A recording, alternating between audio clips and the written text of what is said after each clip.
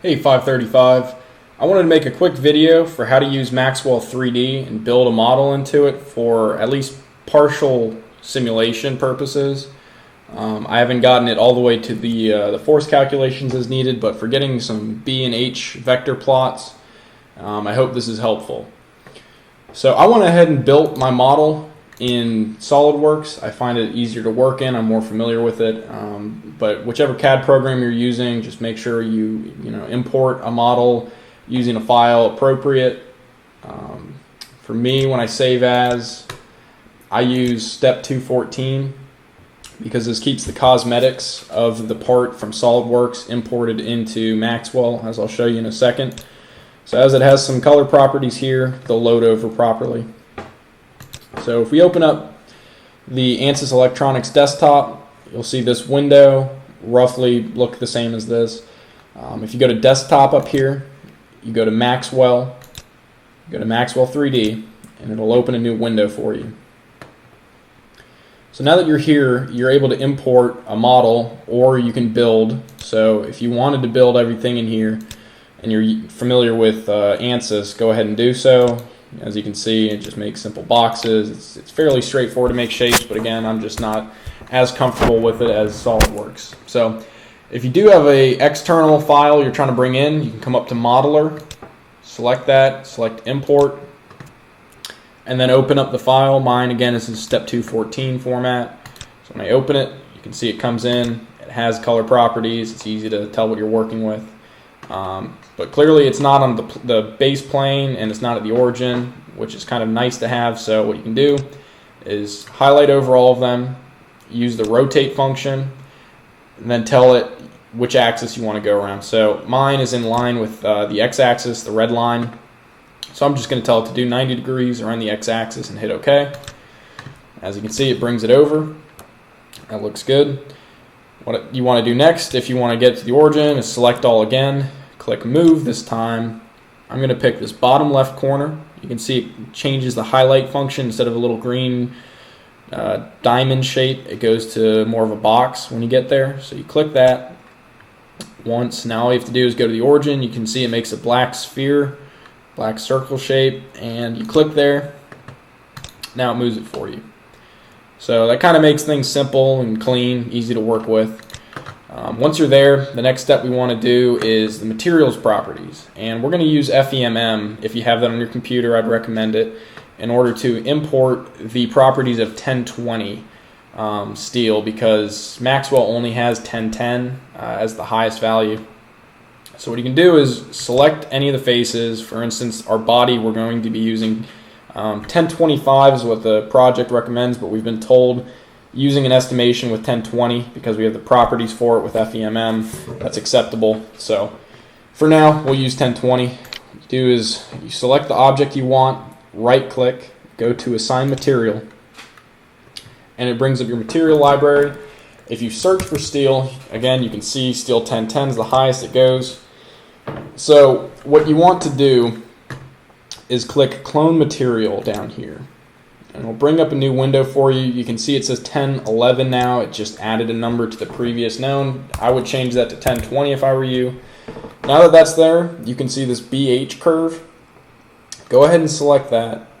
When it opens this up, you have your H values on the left over here, your B values on the right. You can see your curve. And go ahead and hit Export Dataset. What that does is it gives you the option to export these properties of the B and H curve to a text document, basically. It's a .tab, but it will open up with your Notepad program, as you can see the icon for here on my previous 1020 material set. So when you export it, go ahead, make sure you know where you're taking it to, export it to whatever name you want, and hit save. Since I've already done it, I'm not going to do it again. Once you have that, you can go over, open up the material property, and it will look like this. Not quite as much. That's because this data is for the 1020. I used Excel. I went over to FEMM. In here, you can go to the properties, the materials library, soft magnetic materials, low carbon steel, 1020 steel. Select it once and then double click it.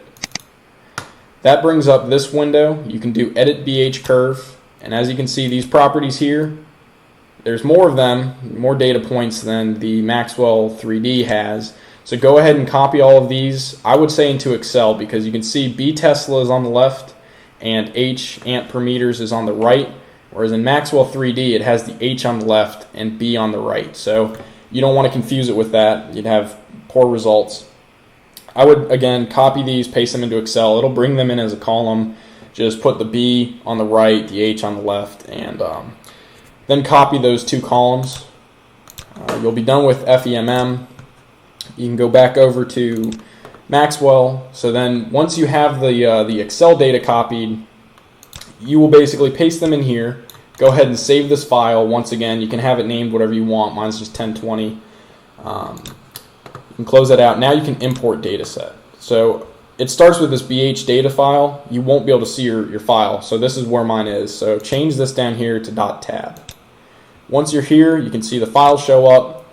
You can hit open. Before I do that, watch the H values over here, 238, 318, 358. When you hit open, it changes those, 79, 100, 126, and again, there's more of them. So now you have the materials property for steel 1020. You can go ahead and hit OK. You have it named up here. You have your properties loaded. You can hit OK again. Now you have access to this 1020. It's saved in your project file. If you want to keep it for future purposes, you can say export to library down here. This will take you to personal lib. Basically, it's where it references all of this. So I've saved my previous copies here. Just keep it as the file format here. The star, you can come over, delete that out, and A, B, C, D, E, whatever you want to name it. You can go ahead and do that. When you hit save, it'll keep it here in your personal lib folder on your computer.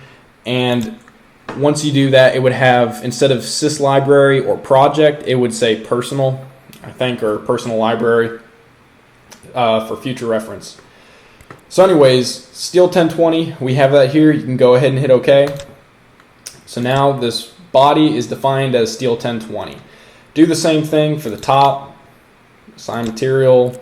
And just quickly search steel. Now you still have the 1020. Whoa, still have the 1020. Hit OK.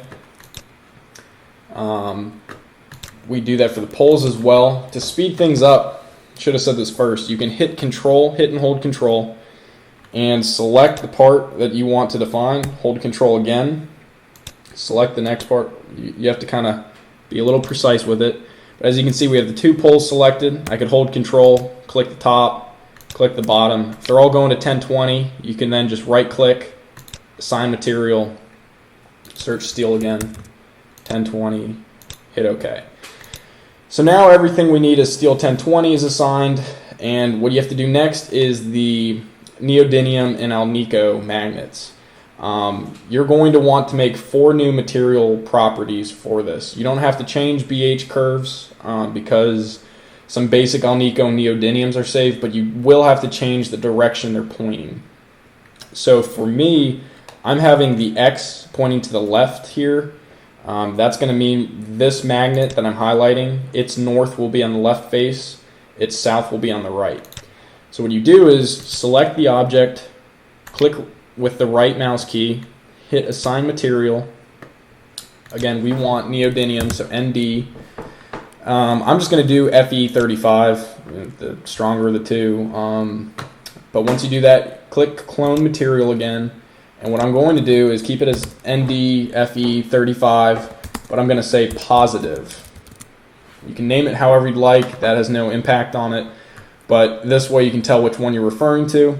Down here, this X component is the vector that you're going to be using for it. So luckily, in this case, the X, as I mentioned before, being positive will mean north is facing to the left. So this one value, that's good. Everything else is good to go. Save it.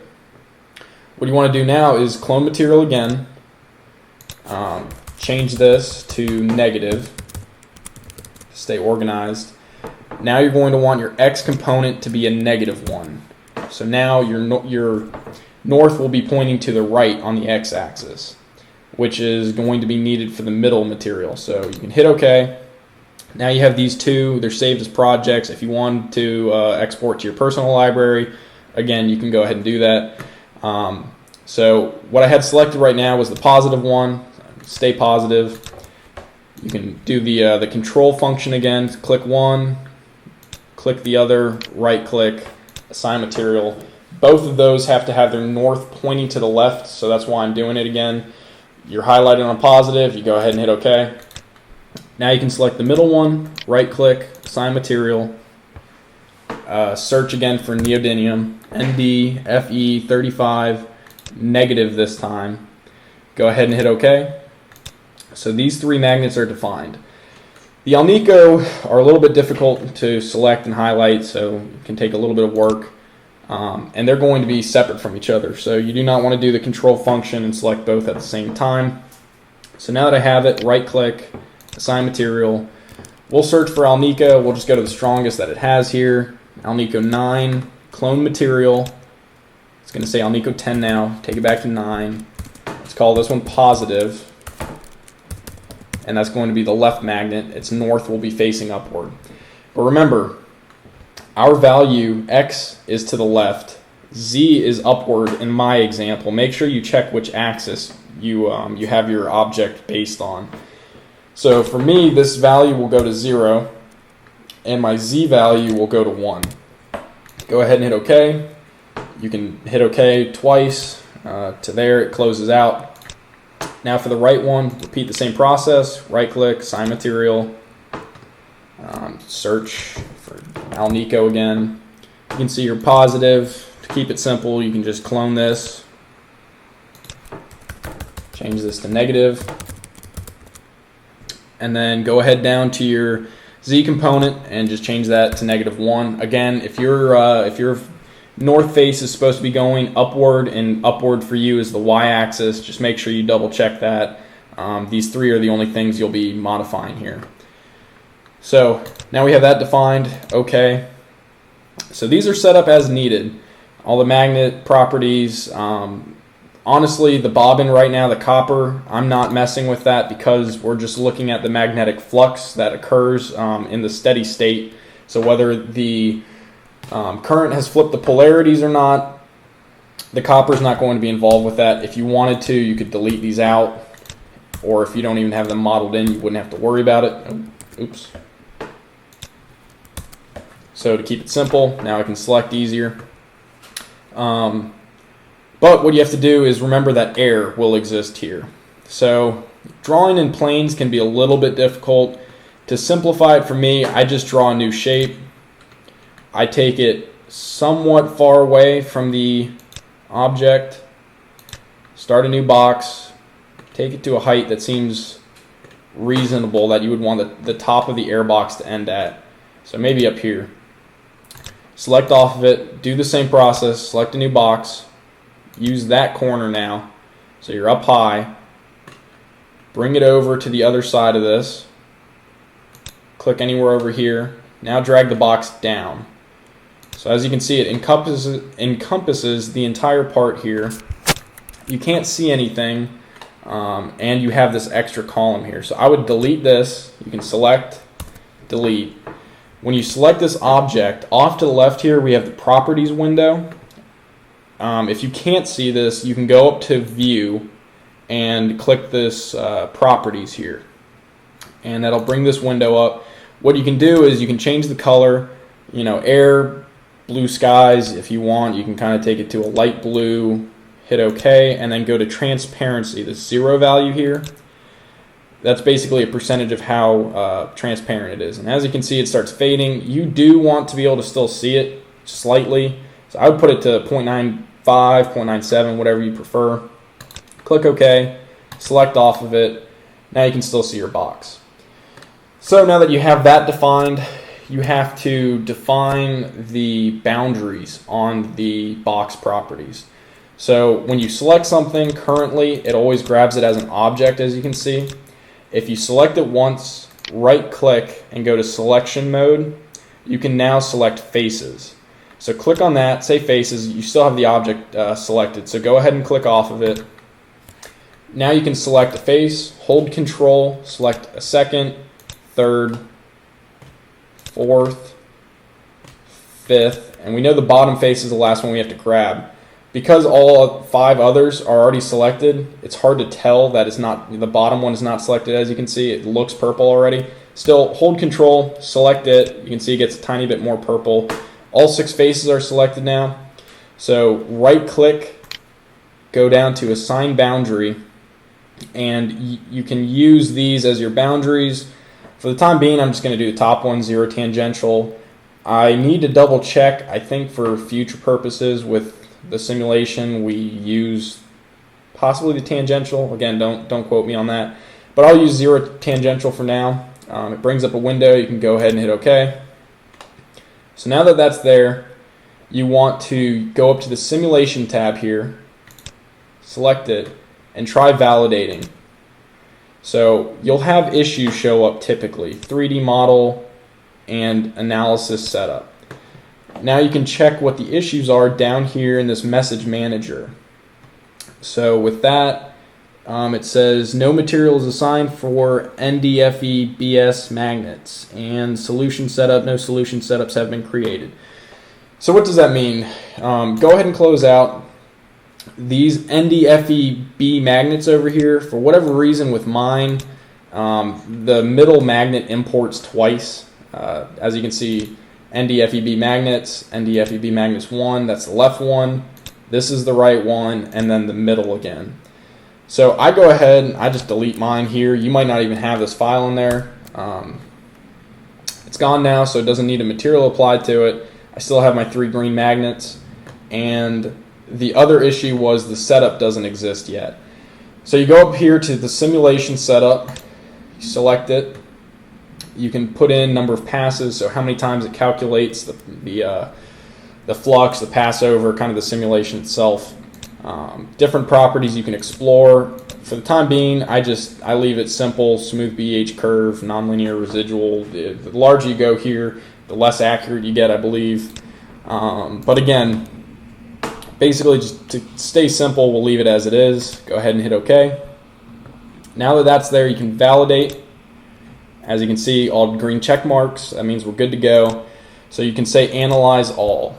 And it's going to ask you to save it as a project. That way it knows, as when it runs it, I think it overwrites. It basically saves as it works. So we'll just call it Project 2. So now in the bottom right, you can see that it's running. Hopefully it goes quickly. If not, I'll pause the video and skip it, let it run. I'll give it 10 more seconds.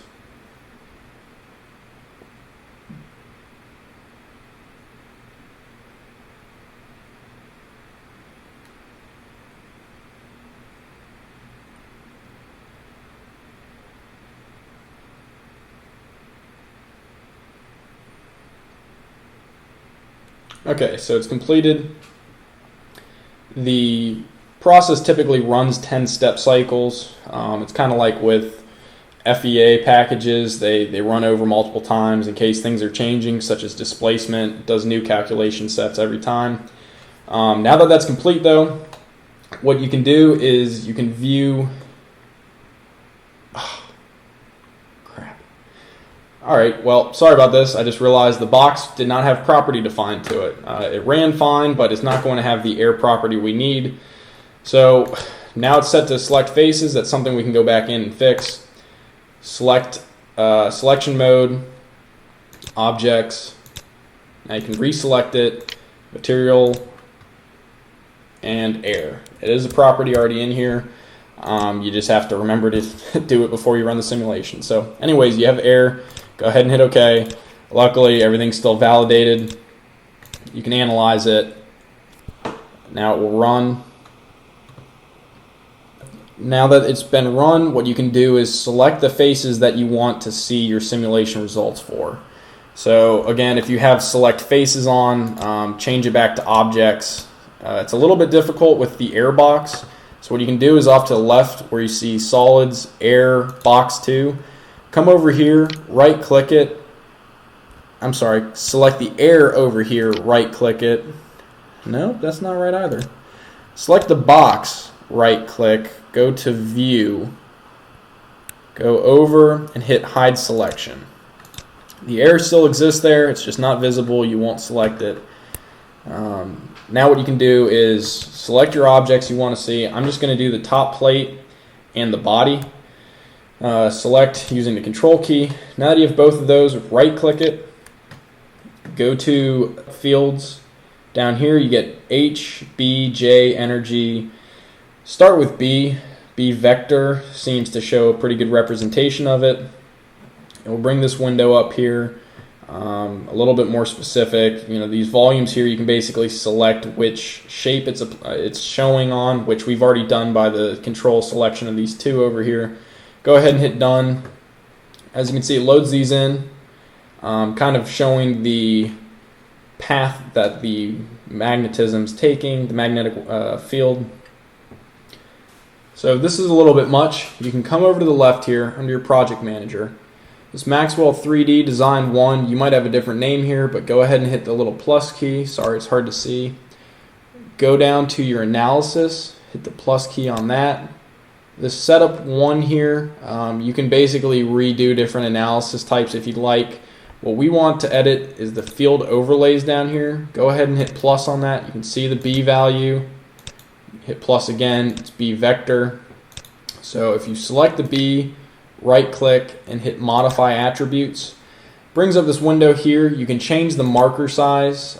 So cylinder, I believe, shows best. If you wanted to do line, you can. You can see that changes it.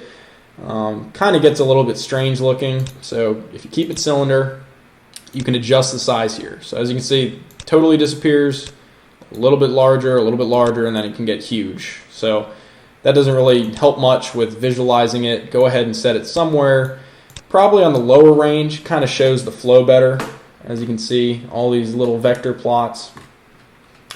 And because this is in the off position, so you should be able to slide the plate around on the top, you can see it still passes through them.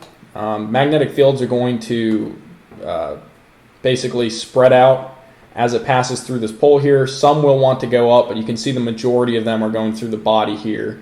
And the reason you don't see any in the pole and the magnet is we didn't select those to show the plot on. Again, you can if you'd like. Sometimes it gets a little bit heavy with the number of arrows shown, but I definitely recommend doing it.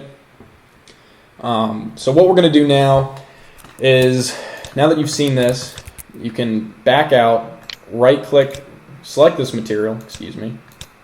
It's tough to grab. Come on. Select your material, right click, assign material, and it's in positive. We want to see what happens when you flip the polarities on it. So select negative. Then you hit OK. Select the other body, right click, assign material, and we're going to flip this one to positive. Go ahead and hit OK. You can go back to simulation. You can validate if you need. It's still good to go. And analyze again.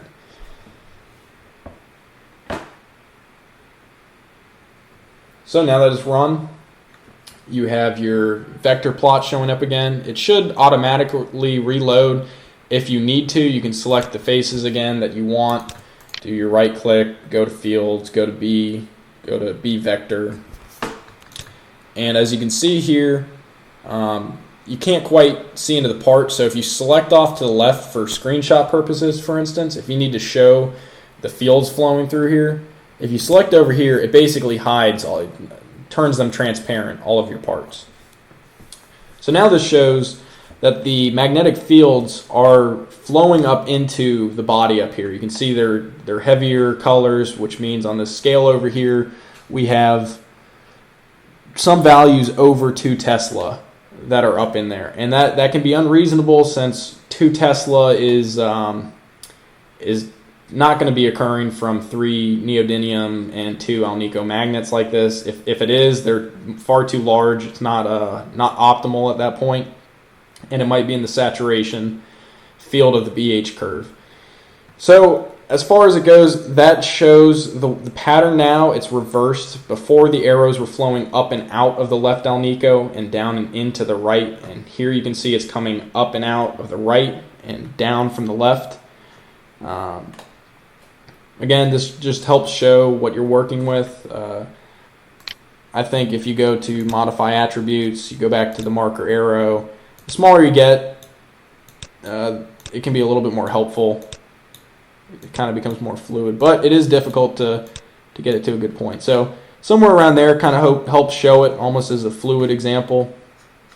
And I myself am going to have to keep playing around with this to make sure I use it properly. Again, having 2 Teslas show up, that doesn't seem reasonable, so I have some edits of my own to do. But I just want to make sure I made a video for anybody who's having difficulty with this. It took me quite a while to figure out boundaries and fields, even with an example video for us to follow. So anyways, sorry for it being a little bit all over the place, but I hope this helps. Have a great night or day whenever you're watching this. Bye.